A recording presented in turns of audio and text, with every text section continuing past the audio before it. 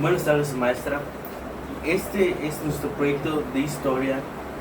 Mi equipo está conformado por Ramón Escobedo, Jonathan Joel, Cap Fernando Lionel, Chi Duarte, Edwin Jaciel y por mi Centeno Vaz, Ángel Leonardo.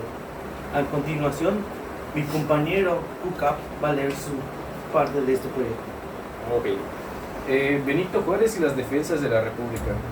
Mientras que en la capital se asentaban los emperadores, el presidente Juárez peregrinaba los poderes del país. Se inició un debate del emperador Maximiliano. Los liberales redoblaban esfuerzos para restaurar la República. En Tampico había muchos bloqueados por el guerrillero y el sur Porfirio Díaz. Al frente de 4.000 soldados obstaculizaban el paso de Aguascalientes y Zacatecas. Las fuerzas republicanas de Tabasco, bajo el mando de Gregorio Méndez, derrotaron a los franceses en la toma de San Juan Bautista el 27 de febrero de 1864. Cae el imperio de Habsburgo. Al caerse en la capital de las fuerzas republicanas, Maximiliano se dirigió a Querétaro para desde ahí defender su gobierno. Carlota fue a Europa a buscar de apoyo de su esposo, pero no. El 6 de marzo de 1867, el general Mariano Escobedo sitía Querétaro, mientras que Porfirio Díaz situaba la Ciudad de México, impidiendo así que Márquez y Baturri reforzaran las tropas de Querétaro. Restauración de la República de Benito Juárez. Mientras que se daba la lucha contra el imperio de Maximiliano, el 1 de diciembre de 1865, el periodo presidencial de Benito Juárez expiró. El decreto contaba con las inspiraciones de González Ortega, que ambicionaba la silla presidencial. González Ortega consideraba esta decisión como el golpe del Estado. Con una toma de la Ciudad de México y de la Veracruz el 28 de junio de 1867, se da por concluido el Segundo Imperio Mexicano y se le conoce como el triunfo de la República. Bueno, la reelección de Benito Juárez y su gobierno. Para octubre de 1867, Benito Juárez es reelecto como presidente de la República Mexicana y se dedica a reordenar la situación económica del país. Entre sus acciones de orden, redujo el ejército, organizó una reforma educativa, ordenó que se sofocaran las revueltas y trató de unificar a los liberales. Para 1871 se postuló para un nuevo periodo presidencial, pero se enfrentó a Sebastián Lerdo de Tejada y a Porfirio Díaz. Sebastián Lerdo de Tejada sabía que sería difícil que Juárez dejara la silla. Díaz también dudaba de que Juárez dejara la presidencia, por lo que organizó una revuelta para acceder al poder. Porfirio Díaz y el plan de la Noria. Las votaciones del 25 de junio de 1871, un grupo porfirista se sublevó en Tampico y desconocieron a Benito Juárez como presidente. Pero no fue la única revuelta. Jerónimo Treviño también se levantaba en armas en Monterrey. El ejército de Benito Juárez de inmediato los sofoca a muchos y los mete en cárcel.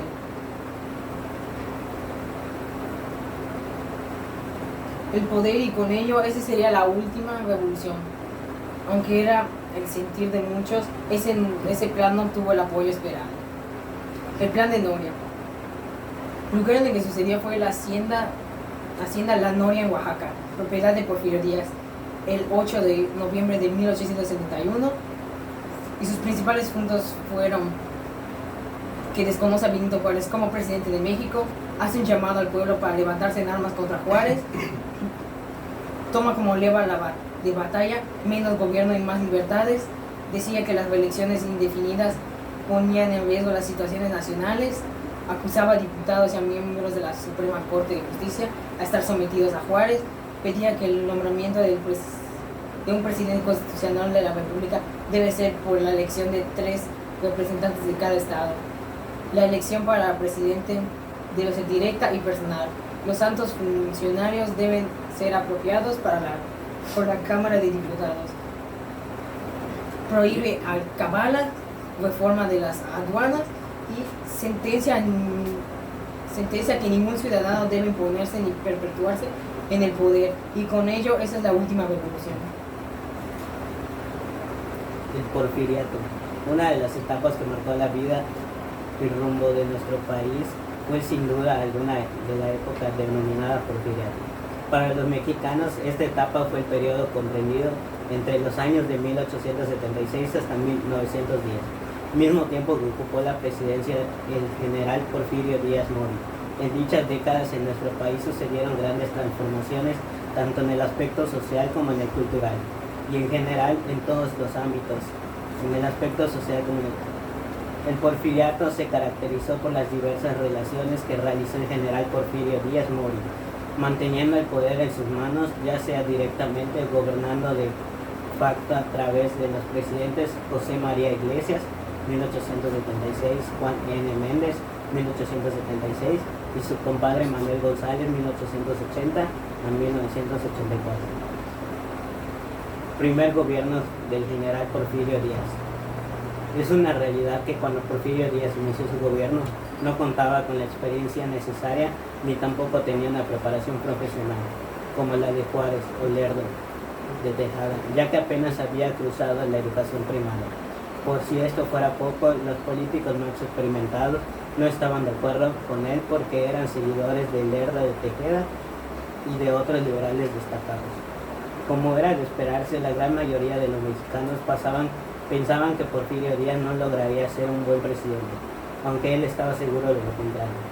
Díaz consideraba que era posible resolver los problemas en México si había paz, aunque estuviera que lograrse utilizando la fuerza. Casi de inmediato implementó acciones para dar soluciones a los problemas sociales y a las rebeliones que se vivían en nuestro país. Para llevar a la práctica su lema de orden y progreso, se apoyó en la policía y el ejército para tranquilizar cualquier protesta que pusiera en peligro sus planes. Además, cambió las leyes de acuerdo con sus intereses. Presidencia de Manuel González. Al llegar a su fin el periodo de gobierno de Porfirio Díaz, sabía de antemano que no se podía reelegir, ya que él mismo había estipulado que la reelección no podía ser inmediata, sino que debía pasar un periodo cuando menos. Era lógico suponer que al término de su primer periodo de gobierno tendría que elegirse a otro presidente de México, y solo después de ese periodo Porfirio Díaz podría volver a dirigir el país. Para asegurarse de esto sucediera, escogió y apoyó a su compadre Manuel González, quien resultó ganador para el periodo del gobierno de 1880 a 1884, comprometiéndose a dejarle el poder al término de su mandato. Fue claro que a pesar del antecedente que estaba dejando Porfirio Díaz, el nuevo presidente Manuel González no pudo resolver los problemas económicos del país, ya que no hubo una buena administración. Es también una realidad que durante su gobierno se crearon bancos, se aumentaron los impuestos y se trajeron inmigrantes europeos para tratar de mejorar la producción en el campo. A pesar de todo, la economía no prosperaba. El segundo periodo de la presidencia de Porfirio Díaz. La sociedad mexicana visualizaba a Porfirio Díaz como un salvador de la patria. Es decir, se consideraba que debía permanecer más tiempo en la presidencia.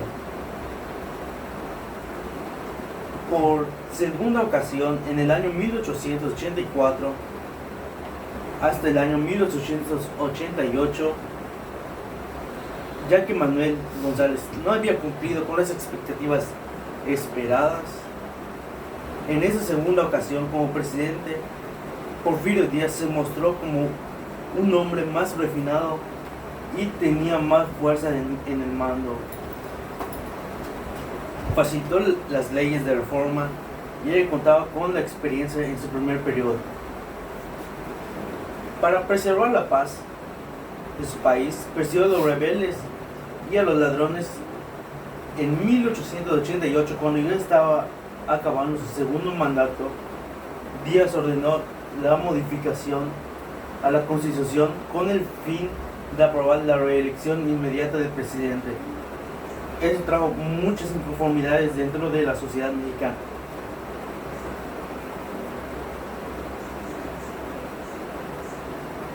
La Constitución de 1890, justamente 2 años antes de la elección, para evitar que se interponga como fue en el año de las elecciones en 1888, desde el principio Díaz se propuso alcanzar la paz, el orden y el progreso.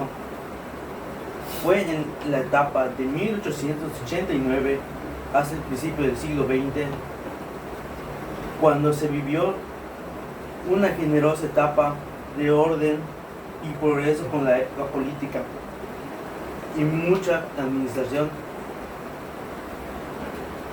Francia de la paz porfiriana.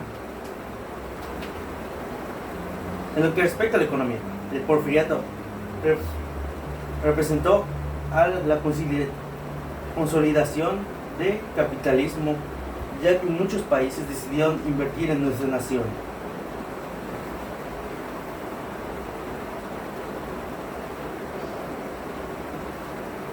Entrevista a Díaz Sherman. El periodista norteamericano James Sherman, quien trabajaba en el diario Pearson Magazine, realizó una entrevista al presidente Porfirio Díaz. Dicha reunión se realizó el 3 de marzo de 1908. En ella, el presidente Porfirio Díaz expuso las razones por las que había permanecido en la presidencia por tanto tiempo. Entre las razones para establecer la dictadura, Díaz alegó que a partir de ese momento podría abandonar la presidencia de México sin el menor temor, ya que había conseguido durante todo este periodo la pacificación del país. En la entrevista expresó literalmente: he esperado pacientemente el día en el que el pueblo de la República Mexicana estuviera preparado para escoger y cambiar a sus gobernantes en cada elección, sin el peligro de revoluciones armadas y sin daño para el crédito y el progreso nacional. Creo que ese día ha llegado. Cualquiera que sean las opiniones de mis amigos y partidarios, me retiraré del poder al concluir el actual periodo de gobierno. La nación está bien preparada para entrar definitivamente en la vía libre. Con esas palabras, el general Porfirio Díaz quiso aparentar ante el mundo que en nuestro país existía una verdadera democracia, pero sin creer que esto pasara.